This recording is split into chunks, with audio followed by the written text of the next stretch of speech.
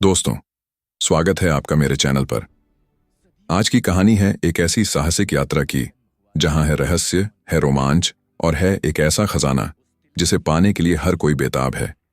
ये है 2021 की ब्लॉकबस्टर फिल्म जंगल क्रूज की कहानी, जहां ढाकर द्वे जॉनसन और एमिली ब्लंट आपको लेकर चलेंगे अमेज़न के घने जंगलों में।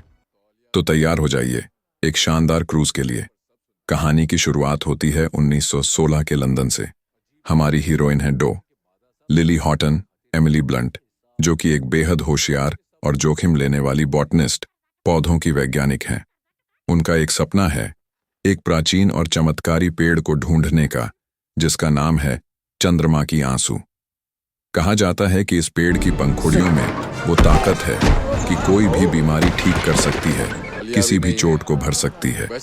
उसी पेड़ की तलाश में है एक खतरनाक और अमर जर्मन राजकुमार प्रिंस जोआकिम और उसकी भीषण सेना। सैकड़ों साल पहले स्पेन के कॉन्किस्टाडोर भी उसी खजाने की तलाश में जंगल में गए और गायब हो गए।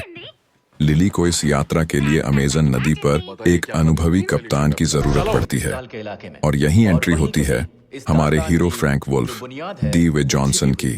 फ्रैंक एक मजाकिया, थोड़ा ठग और जंगल क्रूज नाम की एक जर्जर नाव चलाने वाला कप्तान है। वो पर्यटकों को नदी के सफर पर ले जाता है और उन्हें बनावटी डरावनी कहानियां सुनाकर उनका मनोरंजन करता है। लिली और उसका डरपोक लेकिन प्यारा भाई मैकग्रेगर हॉटन फ्रैंक की नाव पर सवार होते हैं।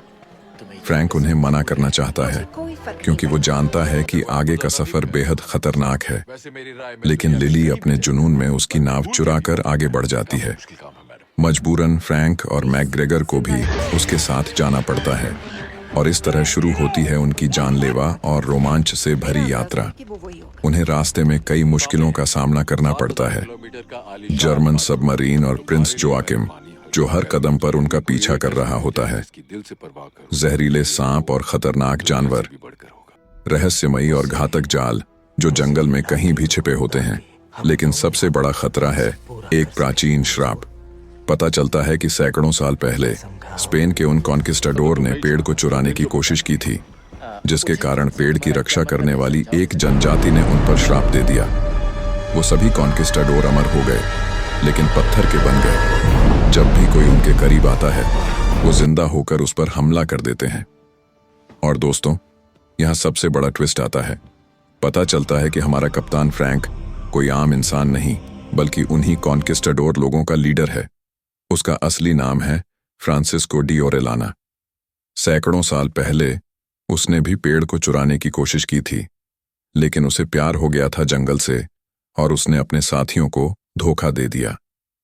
पेड़ की रक्षा करने वाली जनजाति के प्रमुख ने, जो खुद एक पंछी में तब्दील हो गया था, उसे अमर तो कर दिया, लेकिन ये श्राप दिया कि वो जंगल से कभी बाहर नहीं निकल सकता। अगर वो पेड़ को छुएगा तो उसका श्राप भी खत्म हो जाएगा और वो मर जाएगा। लिली को ये सब सच पता चलता है और उसे फ्रैंक पर गुस्सा आता है कि उसने उसे झूठ बोला। लेकिन इसी बीच प्रिंस जोआकिम उन्हें पकड़ लेता है। जोआकिम लिली और फ्रैंक को लेकर उस पेड़ के पास पहुंच जाता है।